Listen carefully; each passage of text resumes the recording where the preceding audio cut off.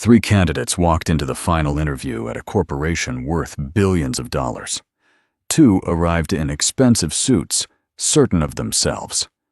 Logan Brooks, a single father, wore a plain white shirt gone soft with age. Evelyn Carter asked nothing about degrees or experience. She placed a black card in front of each man and told them to return in exactly 1 week.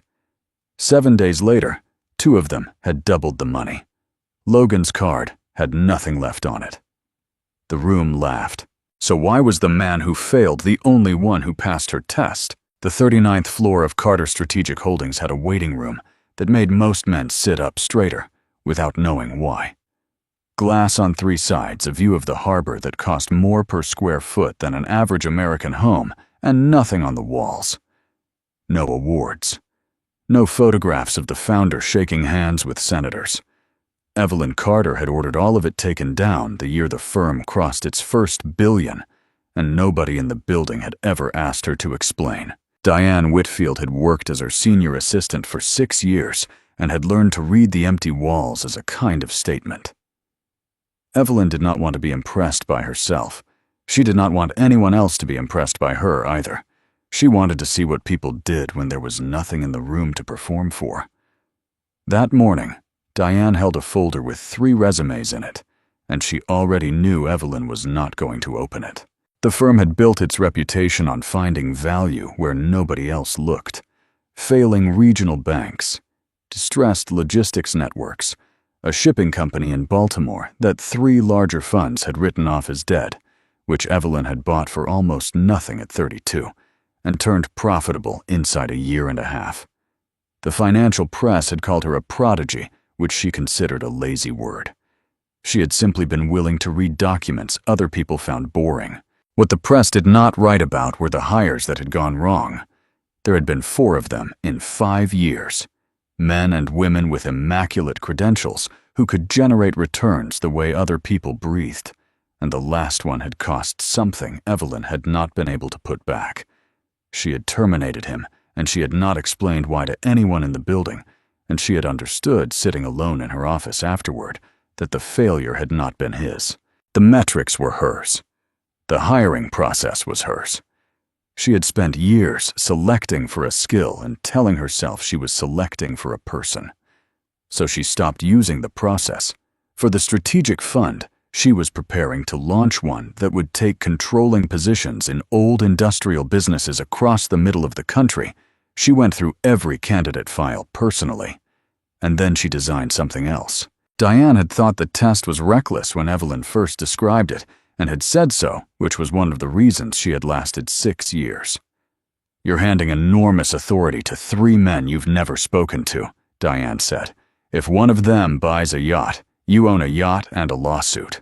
Then I'll know something about him." Evelyn answered that 4 rounds of interviews would never have told me. The 3 finalists arrived within 10 minutes of each other. Trevor Collins came first, and he came the way a man comes who has already priced the room. 36, a portfolio strategist out of a Boston fund, with a reputation for aggressive short-horizon plays and a suit cut for him in a shop that kept his measurements on file.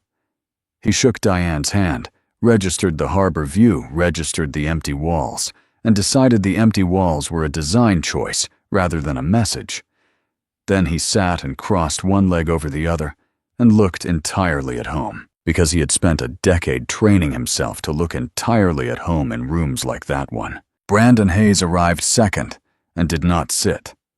He was 29 and had made his name doing something the industry had not yet decided whether to admire or prosecute, which was buying undervalued asset packages and breaking them apart faster than anyone believed possible. A magazine had run his photograph the previous spring under a headline about the fastest money in America, and he had framed it. He stood at the glass with his hands in his pockets talking about harbor traffic, and every 3rd sentence contained a number. The 2 of them recognized each other by reputation inside a minute and were talking like colleagues inside 3. There is a particular ease between men who have decided in advance that they are the only real competition in the room. Then Logan Brooks came in. He was 42, and the first thing anyone noticed was that his shirt was white and plain and had been washed a great many times, clean pressed, buttoned to the collar, and obviously old. His shoes had been polished carefully enough that the polish drew attention to how worn they were underneath. He carried no briefcase. He said good morning to Diane, gave his name, sat in the chair nearest the door, and then did something the other two found almost impossible to interpret. He simply waited. He did not check his phone. He did not scan the room for advantages. He sat with his hands loose on his knees and his shoulders down, and the stillness of it made Trevor uncomfortable in a way Trevor could not have explained. The story behind the plain shirt was in the folder Diane was holding, compressed into the neutral language such folders use. Logan had spent 12 years building a small industrial supply business in a town 2 hours west of the city. 22 employees at its peak. Contracts with regional manufacturers, nothing that would ever appear in a magazine. Then his wife had gotten sick, and the 18 months that followed had taken everything a business like that keeps in reserve. He had missed a shift in the market because he had been sitting in hospital corridors, and by the time he looked up, 2 of his largest clients had gone under and taken his receivables with them. She had died in the spring of that second year. He had been on his own since. He liquidated the company in an orderly way, and that detail buried in the 3rd paragraph of the file was the only reason it had survived the first cut. He had paid every employee their final wages in full before he paid himself anything, and when the numbers did not stretch, he had sold his own equipment and his own truck to close the gap. Afterward, he had taken a job managing a regional distribution depot for a salary that would have insulted either of the men sitting across from him. He had not applied to Carter Strategic Holdings. Diane's team had found him inside a bankruptcy record and asked him to submit a file, and he had assumed for the first 2 weeks that it was a clerical error. Trevor made his read of the situation quickly and shared it with Brandon in a voice pitched to carry exactly as far as he wanted it to carry. Diversity of background, Trevor said. Every firm this size does it now. They bring in someone with a story, so the process looks like it wasn't decided in advance. Brandon glanced over at Logan and back again. How much do you think that shirt cost? That's not the question, Trevor said. The question is what happens when you put a man who runs a depot in a room with capital he's never touched. He'll freeze, or he'll spend it. Those are the only 2 outcomes. Logan heard both of them, and there was nothing in his face to indicate it. He had spent 12 years in an industry where men said whatever they liked in front of the guy in the work shirt, and he had learned a long time ago that the information flowing toward him in those moments was worth more than the insult was worth defending against. At 10 o'clock, the interior doors opened, and Diane brought them through. The conference room was as bare as the waiting area. A long table, 12 chairs, a wall screen switched off and left dark, and no presentation equipment of any kind laid out. 3 closed folders sat at 3 places, none of them within reach of where the men were told to sit. Evelyn Carter came in a minute later. She was 38 in a charcoal suit without jewelry, and she carried nothing at all in her hands, which every one of them noticed. She did not take the head of the table. She sat on the long side facing them and looked at each of the 3 in turn for slightly longer than social convention allows. Trevor had prepared 4 different openings. He had a version for the analytical interviewer, a version for the culture interviewer, a version for the founder who wanted her own philosophy repeated back to her, and a version for whatever came up. He had a 20-second answer to the question about his greatest professional failure practiced until it sounded unpracticed. Brandon had prepared his numbers 8 specific returns committed to memory with dates so that he could deploy them naturally. He was waiting for the opening. Logan had prepared nothing because he did not know what he could have prepared for. "I'm not going to ask you about your experience," Evelyn said. The sentence landed and stopped everything. "Your files are on my desk," she continued. "I've read all 3, and I'm not going to reference them. I know where you went to school, and I know what you've returned. None of it tells me what I need to know, and I've learned that the hard way more than once." Trevor's opening died in his throat. He kept his expression pleasant. Evelyn slid the folders down the table, one to each man. Opened them. Inside, each was a black card unmarked, except for the name of the holder, and 1 page of documentation. "There is $40 million on that card," she said. "I want you to understand exactly which part of this is unlimited, because most people hear the number and stop listening. The limit is on the money. There is no limit on what you may do with it. You may spend all of it in an hour. You may spend none of it. There is no approved category, no prohibited category, no reporting requirement, and no supervision. No one at this firm will call to ask what you're doing, and no one will call to stop you." Brandon turned the card over in his fingers. Trevor did not touch his. "You have 1 week," Evelyn said. 7 days from this moment. You do not need my permission, and you will not be able to reach me during that period.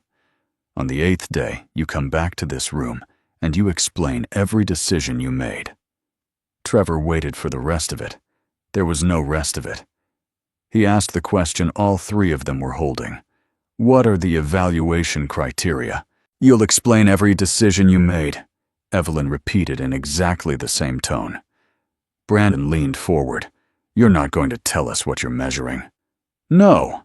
"With respect," Brandon said, smiling while he said it. "A test with no stated objective isn't a test. It's a guess." Evelyn considered him for a moment. Then, "Guess well." She stood and Diane opened the door, and before she went through it, Evelyn spoke once more without turning fully around. One instruction. Whatever you do with that card is yours, not the firm's. Whatever you build with it, whatever you break with it, you will stand in this room in 7 days and put your name on it." Then she was gone, and the 3 of them were alone with the cards. The elevator down was 39 floors, and nobody spoke for the first 20. Then Trevor laughed short and genuine. "That's the most expensive personality test in American corporate history," he said. Brandon was already typing on his phone.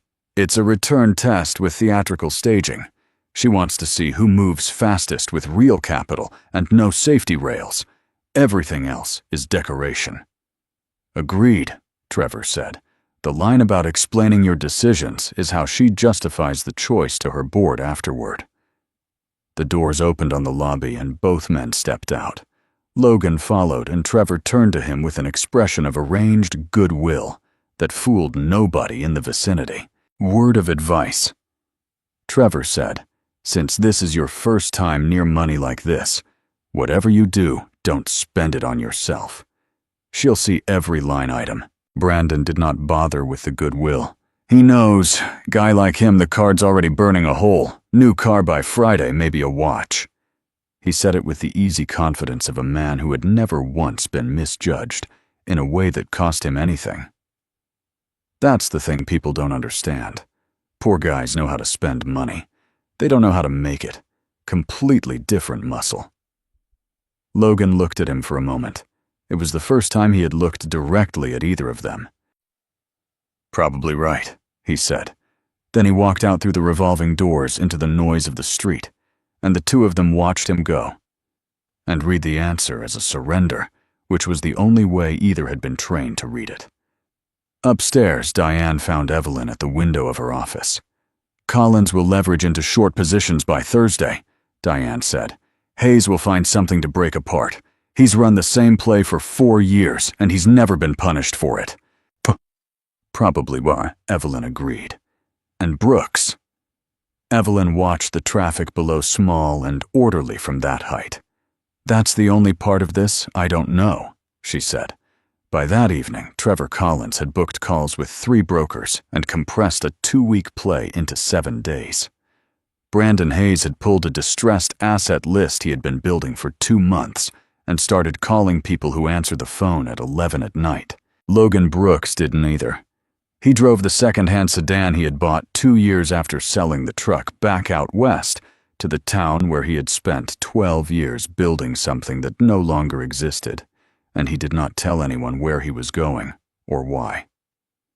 He had seen a name in the trade press 3 weeks before the interview, before any of this, in an item 2 paragraphs long that most readers would have skipped.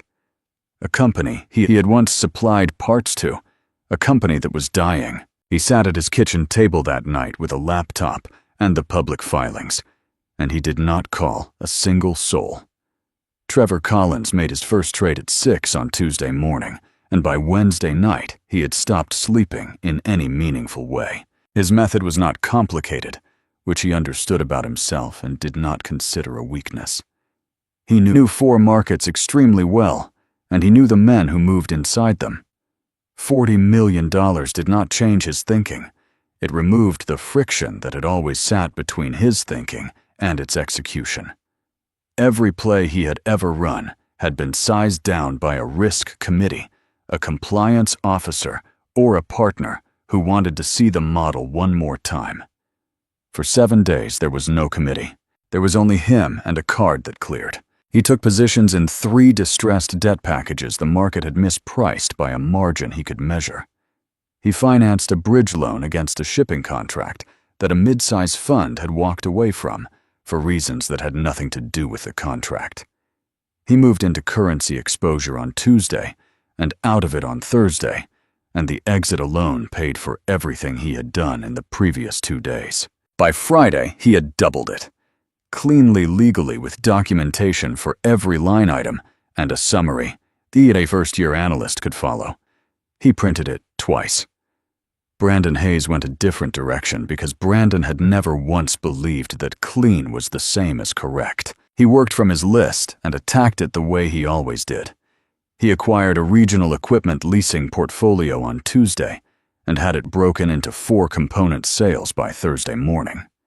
He bought a stake in a failing logistics operator and sold the route separately from the trucks because routes and trucks are worth more apart than together, and he had built an entire reputation on understanding that arithmetic before other people did. He was faster than Trevor. He was not more careful and did not want to be. By Friday afternoon, Brandon had returned considerably more than double, and he knew it because he had made certain the right people knew it. That was the part neither man would have called strategy, though both were doing it. Trevor mentioned the currency exit to a former colleague in Boston. Brandon told a reporter over drinks that he was in the middle of something at Carter Strategic Holdings worth writing about in a month. By Thursday, the story had traveled through the financial community the way such stories travel, compressed and improved at every retelling. And by Friday, 2 people who did not work at the firm had called Diane Whitfield to ask whether it was true. Confidence feeds on that. Trevor stopped considering the possibility that he might lose. Brandon had never started, and across 6 full days, neither of them heard a single word about Logan Brooks. He had gone completely quiet. Trevor checked twice casually through a contact at the depot company and learned only that Brooks had taken unpaid leave. Brandon did not check at all. He had assigned Logan a category, and the category did not require monitoring. What Logan did with those days was read. Kessler Industrial Manufacturing had entered a court restructuring 3 weeks earlier. Valve assemblies and pressure fittings. Since 1952, 2 plants, 900 people on the direct payroll, and a supplier network that Logan understood in a way nobody reading the balance sheet from an office tower ever would. He knew because he had been one of those suppliers. He knew what happens to a shop with 20 employees when its largest client stops paying. He spent Monday night and all of Tuesday inside the public record, and what he found was not a story about a bad business. Good machines, a trained workforce, a customer list that had held for a decade. What Kessler had was a debt structure assembled in 2019 against a market that never arrived, and a family owner named Harold Kessler who had spent 4 years refinancing the problem instead of solving it. On Wednesday, he drove out to the East Plant and stood across the road from the fence for a long time. Walter Boyd came out to find him. Walter had run that floor for 26 years and had signed for Logan's deliveries during 4 of them, and he crossed the road with the flat expression of a man who had seen too many strangers looking at his fence. "They've been coming since the filing went public," Walter said. "Men in cars. They stand about where you're standing. They take pictures of the building and they never come inside." Logan told him he used to deliver there. Walter looked at him again and placed him and his face changed by a small degree, and then he told Logan what the filings could not. Payroll had been late twice in 4 months. The last time it had been 7 days late and paid in 2 installments. There were people on that floor who had worked there for 30 years, who had bought houses in that town, on the assumption the plant would outlast them, and who were now checking their accounts at midnight to see whether the money had come. Then, Walter said the part that mattered most. Word on the floor is that every one of those buyers wants the presses, not the plant. The presses? Logan drove home that night and did not stop working until after 2 in the morning. What he understood by Thursday with complete clarity was that Kessler was going to be sold inside a month, either way. The court had set a deadline for binding bids at 5 o'clock Friday afternoon, and the estate had been marketed for weeks. The only open question was what the buyer intended to do with it. A liquidation buyer would take the equipment, the real estate, and the receivables, would realize somewhere near $40 million, and would put 900 people out of work in a town that had nothing else. The supplier network would collapse behind it inside 2 months. Logan could name 4 of those suppliers. He had eaten lunch with 2 of the owners. An operating buyer would have to pay the debt, clear the wage arrears, fund the restructuring, and then wait. Years, not weeks. There would be no return inside 7 days, and none inside 7 months. He sat with that for most of Thursday. He understood exactly what he was holding. $40 million 7 days, and a woman who had told him she would ask him to explain every decision. He also understood, without needing it spelled out, that 2 men in expensive suits were somewhere in the city doubling money and preparing spreadsheets, and that any reasonable evaluation would compare the 3 of them on the same axis. He could have done what they were doing. That was the part that sat heaviest. He was not incapable of it. He had run a business for 12 years, and he knew where money hides in an inefficient market. And if he had wanted to bring Evelyn Carter a number on Monday morning, he could have found one. He spent Thursday afternoon doing the only diligence he could do himself, which was the diligence that mattered. He walked the East Plant floor with Walter checked the age and condition of the machines, read 4 years of production records, and called 2 of the customers on the list to ask a single question, which was whether they would keep buying from a Kessler that was still running in a year. Both said yes. On Friday morning, he called the restructuring administrator and made an offer for the whole company. Not the presses, not the real estate. The entire operating entity workforce intact, every liability attached. The administrator was skeptical for the first 10 minutes because the number Logan named was serious, and the man on the phone had never heard of him. Then Logan gave him the payment instrument, and the administrator ran it, and came back to the call with a different voice entirely. The bid went in at 20 minutes past 4, ahead of the deadline, and it was the only binding offer on the table that did not contemplate breaking the company into pieces. Documents were drawn overnight. Signing took most of Saturday.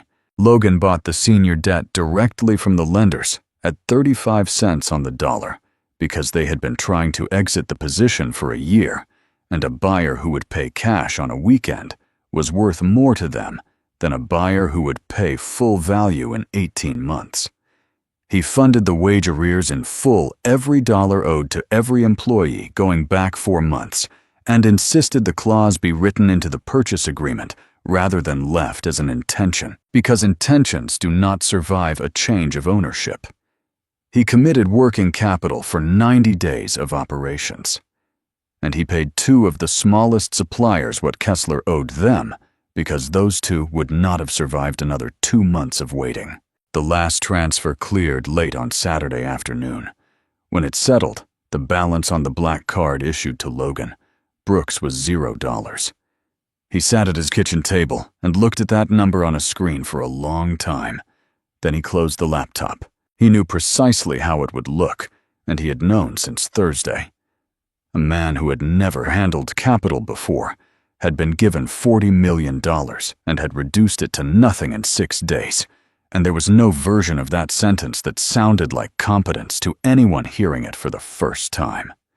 He also knew what he had bought, which was not nothing.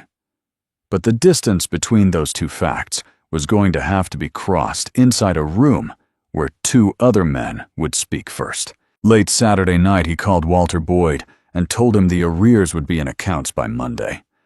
Walter did not believe him, and it took most of the call to move him from disbelief into something more careful. Even then, his last question was the one Logan had expected. "What are you going to do with the presses?" "Run them," Logan said. By Sunday, the shape of the week had reached the 39th floor. Marcus Reed brought it into Evelyn's office himself, which was a statement in itself, because Marcus had spent 8 years as a senior managing director and did not usually carry information in person unless he intended to attach an argument to it. "Collins is a just over double," he said. "Documented defensible, exactly what you'd want from a man in that seat. Hayes is higher by a meaningful margin. I've reviewed the method. It's aggressive. It isn't illegal." Evelyn asked about the third. "That's why I'm here. Brooks is at 0. Not low.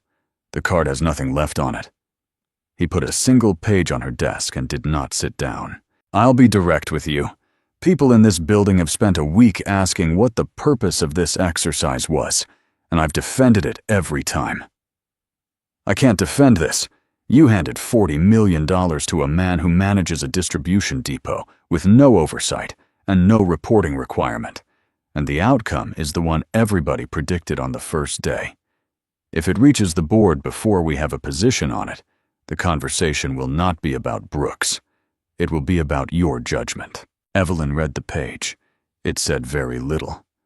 A series of transfers over roughly 30 hours, a terminal balance of 0 and 2 counterparties, described only as a court-appointed administrator and a lender syndicate. "Which estate?" she asked. "The payment record doesn't name it. That office handles 11 active cases, and they won't confirm anything to me before the court signs off, which could be weeks." Marcus's jaw tightened. Whatever he did it through a formal process, which is the only reason I'm not standing here talking about fraud. That isn't a defense. A man can lose everything legally. It happens in this industry every day. "Then we'll hear it from him on Monday. I can find out by tonight if you let me make 3 calls. "No," Evelyn said. "He has 1 week." And then he explains it. That was the entire arrangement. If I open the file early, I've tested something else. Marcus stood there for a moment longer, then left without agreeing. Diane came in afterward and found her at the window again. "He's right about one thing," Diane said. "If this goes wrong publicly, you're the one who wears it." "I know," Evelyn said. By Sunday evening, the news had moved outward the way the earlier news had moved, though it moved in a cruder form. What leaked from inside the firm was not what Logan had bought. It was that he had nothing left. Trevor heard it first, then called Brandon, and the call lasted 4 minutes and consisted mostly of laughing. 0, Brandon said. "Not down 30%, not underwater, nothing." Trevor was genuinely surprised and said so. "I thought he'd sit on it. I honestly did. I thought he'd walk in Monday and hand it back untouched with a speech about integrity. That would have been smarter than this. Considerably. Brandon had already moved past amusement into something more useful to him. "It works for us either way. She's got a failure in the room now. Whatever she's measuring, the comparison gets easier." Neither of them considered at any point in that conversation the possibility that the money still existed in another form. On Monday morning, the 8th day, 3 men returned to the 39th floor. Trevor arrived with a bound report and a summary printed in duplicate. Brandon arrived with nothing in his hands because his number did not require paper, and he wanted the room to notice. Logan Brooks arrived 20 minutes early in the same plain white shirt, carrying one folder that stayed closed on the table in front of him. Diane took them through. The conference room was as it had been, bare table, 12 chairs, the wall screen dark, and this time 7 people already seated along the far side. Marcus Reed sat nearest the head. Evelyn came in last and took the same seat she had taken before facing the three of them again, carrying nothing at all. "You had 1 week," she said. "Explain your decisions." Trevor went first and spoke for 10 minutes without a wasted sentence. Every position, the reasonings behind each entry, the exit timing, the compounding effect of the final currency play. He was precise, and he was honest about the 2 trades that had underperformed. He finished by placing the printed summary on the table and stating the terminal figure slightly more than twice what he had started with, and 2 of the executives across from him nodded. Brandon followed and took 5 minutes because he did not need 10. The leasing portfolio, the component sales, the logistics stake the separation of the routes from the trucks. He did not apologize for the method, and he did not decorate it. And when he named his final number, it was substantially higher than Trevor's, and the silence that followed was the kind of silence he had been collecting for 4 years. "I'll say the obvious," Brandon added. "Whatever this was designed to measure the scoreboard isn't ambiguous." Then Evelyn turned to Logan. She did not ask a question. Diane brought the account record up on the wall screen, and every person in the room read the same line at the same moment. Available balance, $0. Somebody at the far end laughed before they could stop themselves, and once that happened, the rest came easily moving down the row, half-swallowed an entirely audible 7 people who had spent a week hearing about the man who spent everything. Trevor did not laugh. He waited until the room quieted, and then spoke in a tone of deep courtesy. "I think we've just been given the clearest possible answer," he said, "about why some people have capital and some people don't." Brandon leaned back in his chair. "He's the worst candidate in this process, and he's proved it with a number none of us could have invented. Not a bad return. Nothing at all." Every face in the room turned toward Logan Brooks. He sat with his hands loose on the table in a shirt that had been washed 100 times, and he did not defend himself, and he did not look away. Evelyn Carter let the room finish. She did not quiet it, and she did not join it, and when the last of it died out on its own, she spoke in exactly the tone she had used at the start of the week. "Mr. Brooks, the card is empty. Explain your decisions." Logan opened the folder for the first time. "On Friday at 4:20, I submitted a binding bid for Kessler Industrial Manufacturing," he said. 900 employees, 2 plants, valve assemblies, and pressure fittings since 1952. Signing took most of Saturday. The final transfer cleared Saturday afternoon. As of that moment, I own the entire operating entity workforce intact, every liability attached. Nobody in the room moved. Marcus Reed spoke before he had decided to. "You bought the company." "I bought the company." Logan turned a page and did not look at it. "I bought the senior debt directly from the lenders at 35 cents on the dollar because they'd been trying to exit the position for a year, and a cash buyer on a weekend was worth more to them than full value in 18 months. Everything else went to the wage arrears, 90 days of working capital, and 2 suppliers Kessler owed, who would not have survived another 2 months of waiting. The arrears, one of the executives said. You paid 4 months of back wages out of your own bid. I put it in the purchase agreement as a clause, not an intention, Logan said. Intentions don't survive a change of ownership. It cleared in every account this morning. Diane brought a second document to the screen without being asked. It was an independent valuation prepared over the weekend at the administrator's request of the equity in the restructured entity. The figure was more than twice the capital Logan had deployed, and the reason sat 1 line below it. The discount on the debt had done it.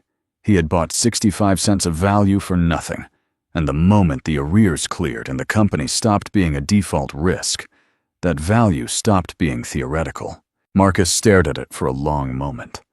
He had walked into Evelyn's office the previous morning and told her a man could lose everything legally and had believed it completely, and the thing on the screen was not a loss. That's the best transaction anyone in this room executed this week, Marcus said slowly. by a margin that isn't close. That wasn't the point of it, Logan said. Brandon Hayes had gone very still. Say that again. That wasn't the point of it. Logan closed the folder. The valuation is a byproduct. I didn't buy Kessler because the arithmetic was good, and I want that on the record before anybody in this room congratulates me for it. Every other bid on that estate wanted the presses. Take the equipment, the real estate, and the receivables realize about $40 million and put 900 people out of work in a town where there is nothing else. It would have been legal, and it would have been faster than what I did, and the supplier network would have gone down behind it inside 2 months. I can name 4 of those suppliers. I've had lunch with 2 of the owners. He looked at Evelyn directly for the first time. I've closed a company before. 12 years, 22 people, and I sat in an office and told every one of them it was over. I sold my truck to cover their last wages, and I've never once thought that was a hard decision, because it wasn't. It was the only decision. What I learned that year is that a business is not a set of assets. It's the number of people who go home able to pay for their houses. He turned one page toward Marcus and pushed it across the table. One more thing. You told me anything I did with that card was mine, not the firm's. If I'm hired this morning, I own a company that competes directly with the fund I'd be running. That's a conflict, and I'm not going to sit here and let somebody else discover it in a month. That page transfers Kessler into the fund at the price I paid with no gain to me. I signed it last night. Marcus read it twice. You're handing over the entire upside, he said. I never wanted the upside. I wanted the plant running. Nobody spoke. Evelyn Carter stood, walked to the empty end of the table, and stayed standing. I'm going to tell you what this test was, she said, because all 3 of you earned that much. She did not look at her hands or the window. She looked at them. 5 years ago, I hired a man with credentials better than any of yours. Within 8 months, he took a manufacturing subsidiary of this firm in Ohio, sold the equipment for scrap, and booked a 31% return in 1 quarter. The report came to my desk with the numbers highlighted in green because he assumed I would be pleased. 600 people lost their work. That town has not recovered. He was genuinely confused when I terminated him, and he had every right to be, because by every metric this firm used to define success, he had done exactly what I hired him to do. She let that sit in front of them. The metrics were mine. The process was mine. 4 hires went wrong in 5 years, and I called it bad luck 3 times before I understood it was design. So I stopped using the process, because no interview I could build would ever show me what I needed to see. You cannot ask a man what he values. He'll tell you what he believes you want to hear, and half the time he'll believe it himself while he says it. Evelyn looked at the 3 of them. So I gave you money a week, no stated objective, no oversight, and nobody watching. The only reliable way to learn what a person values is to take away every consequence and every observer and see what he reaches for. Trevor's face had lost its arrangement entirely. Mr. Collins, she said his name evenly. Your work was excellent, and I'm not being polite. Your reasoning was disciplined, your documentation was complete, and you were honest about the 2 positions that underperformed, which most men in your seat would have buried.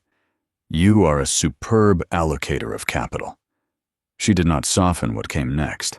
And in 7 days, with no constraints at all, not one decision you made touched another human being. That isn't a moral failing. It's a description of your field of vision. Everything you did was clean legal and entirely enclosed inside a screen. Trevor did not attempt an answer. There was not one available. Mr. Hayes. Her voice did not change. You returned more than anyone. You also broke apart a leasing portfolio and separated the routes from the trucks at a logistics operator. And I know precisely what that means for the people who drove those routes. I've read that report before, with the numbers in green. Brandon's jaw tightened. It was legal. It was, Evelyn agreed. Legality is the floor. I'm not hiring for the floor." She turned. "Mr. Brooks had the same card, and the same week the two of you did. He spent it in a town he had no obligation to, on a company he had no relationship with, beyond having once delivered parts to its receiving dock, and he committed every dollar to a return he will not see for years. He did it knowing exactly how it would look in this room. He did it knowing both of you would be standing here with numbers, and that he would be standing here with nothing." She looked at Logan. He was the only one of the three who understood that the money was never the test. The valuation on that screen is not why he passed. It's a consequence of how he thinks, and I want everyone in this room to hold those two things apart, because the day we stop holding them apart is the day I go back to hiring men who highlight things in green. Evelyn came back to her chair and did not sit. "One more question, and then I'm finished." Logan met her eyes. "If I told you now that you had failed," she said, "that the seat is going to Mr. Hayes and you're back at the depot on Monday with nothing, would you regret what you did with that card?" Logan answered without any interval at all. "No." "Why not?" "Because 900 people were paid this morning," he said. "That happened whether I get this job or not. It doesn't require your approval, and it can't be taken back. And if the only way to win this was to let that plant get broken up for its presses, then I don't want the seat, and you shouldn't want me in it." Evelyn Carter nodded once. "Logan Brooks is the winner of this process," she said. "Effective this morning, he joins Carter Strategic Holdings as operating partner of the Strategic Fund. He reports to me and to nobody else in this building." Marcus Reed was the first person in the room to move. He stood and put his hand across the table, and Logan took it. "I told her yesterday that you'd lost everything," Marcus said. "I was as certain of it as I've been of anything in 8 years here." "You had good reasons."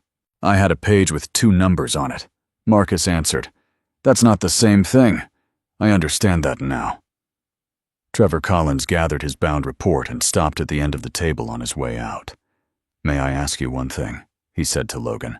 "Thursday, when you understood what it would cost you, how long did it take you to decide?" "Most of the day." Most of the day." Trevor looked down at the papers in his hands. "It wouldn't have taken me 10 minutes. I'd have gotten it wrong, and I'd have written a very persuasive memo explaining why I was right." He set the report down on the table and left it there. Brandon Hayes went out without shaking anyone's hand.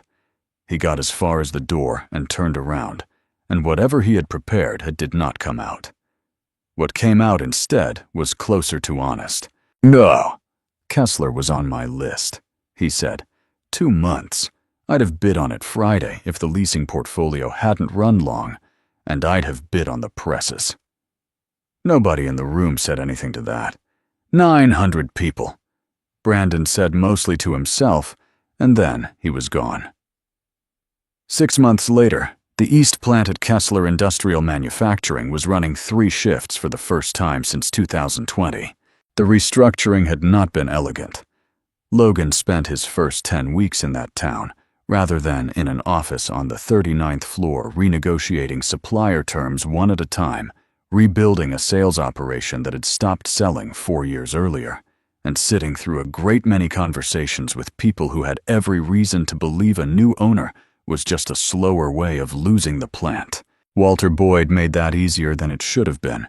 He stood on the floor that first Monday, with the arrears cleared in every account, and told 540 people on the east side that the man who had bought them used to deliver parts to that dock and had come back.